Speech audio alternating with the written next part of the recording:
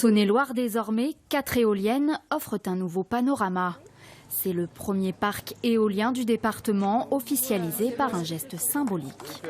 On bénéficiera bien sûr de l'électricité qui arrive au poste source à Guignon et qui nous reviendra. Et surtout les retombées économiques pour notre village qui seront à minima de plus de 60 000 € par an pendant toute la durée de vie du parc.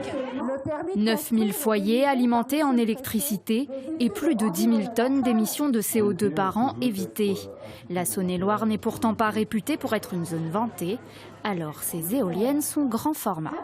On n'a pas toujours du vent de manière très importante dans la région, mais avec des éoliennes qui ont un rotor assez important et qui peuvent aller récupérer du vent de manière beaucoup plus importante, on verra des éoliennes comme celle-là tourner 95, 98, voire même 100% du temps toute l'année.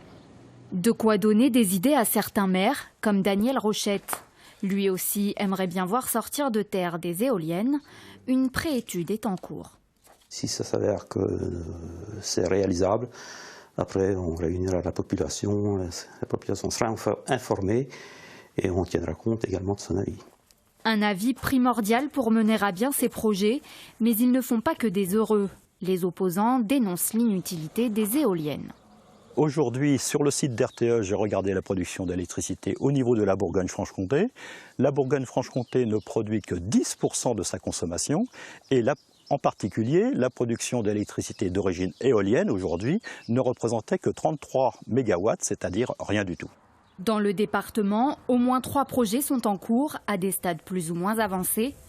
Arrêtées aujourd'hui par sécurité pour l'inauguration, les éoliennes de La Chapelle au Mans reprendront leur activité dès demain.